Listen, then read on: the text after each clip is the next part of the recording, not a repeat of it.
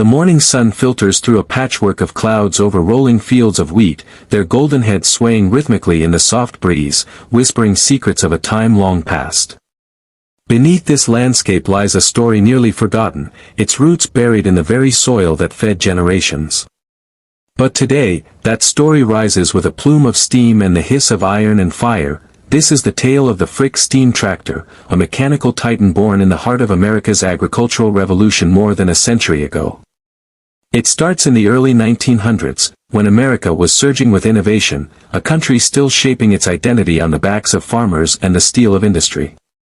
Farms were expanding, and with them, the need for power, power that didn't tire, didn't sweat under the sun, didn't slow when fields stretched for miles.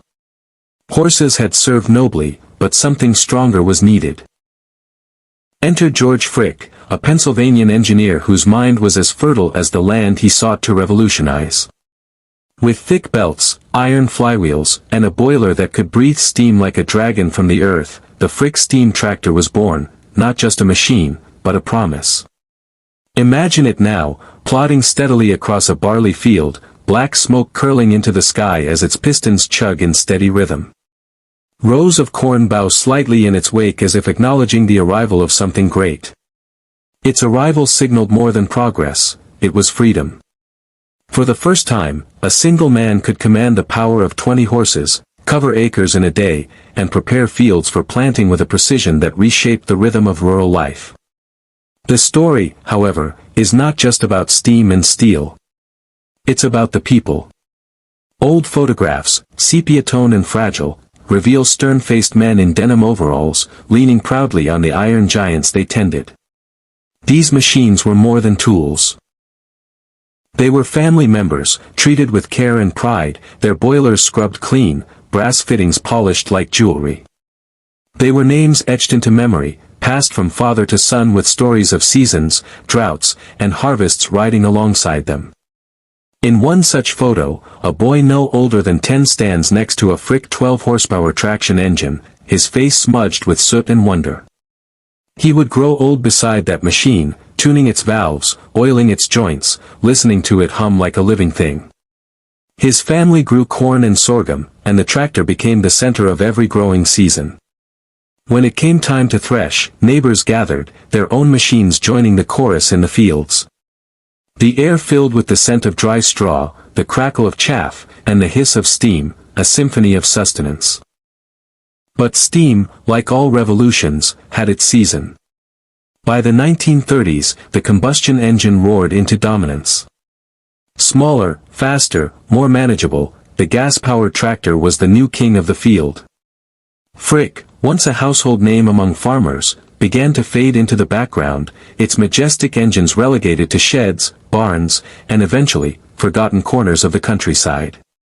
Many were melted down for scrap during the wars, their copper and brass sacrificed for bullets and battleships.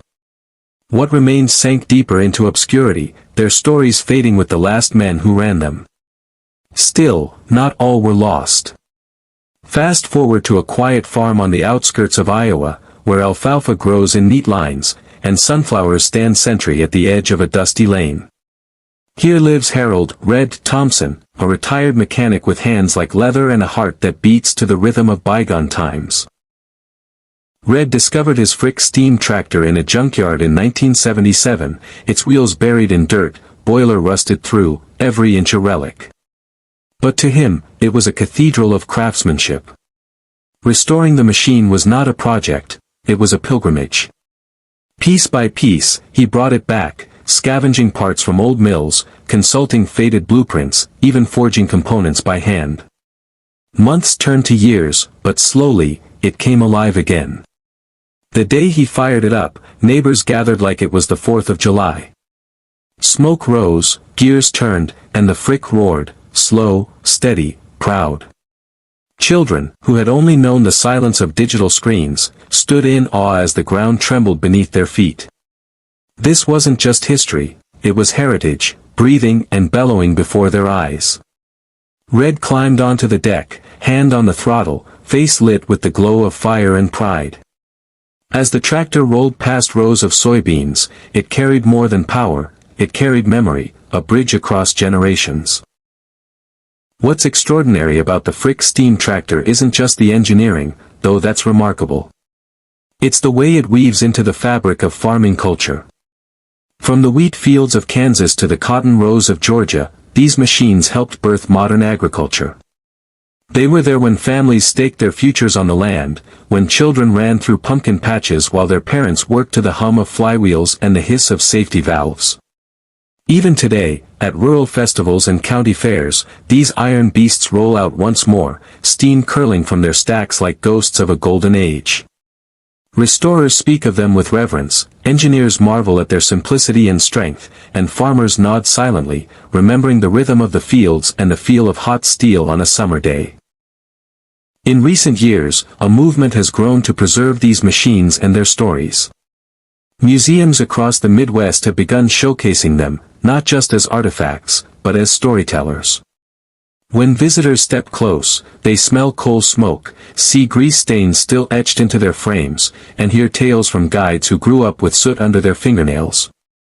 There's something deeply human about the Frick steam tractor, a reminder of how progress is born from sweat, ingenuity, and the unyielding will to move forward. In a world now shaped by satellites and silicon, it's easy to forget the age of steam. But history isn't just in books. Sometimes, it rumbles to life across a field of rye, chuffing steam into the sky like a salute to the hands that built it. Today, one such tractor still runs in a small Illinois town, lovingly maintained by a local high school's agricultural club.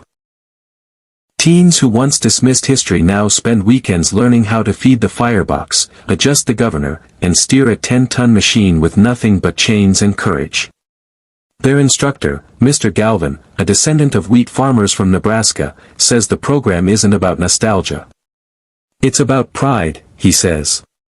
They're learning what it meant to build something that lasts, something that mattered. As twilight settles on the fields, the silhouette of a Frick steam tractor cuts a striking figure, massive, majestic, and enduring. A field of corn rustles softly in the breeze, the air tinged with coal smoke and clover. The world has moved on, yes. GPS-guided harvesters now sweep across thousands of acres with barely a human touch.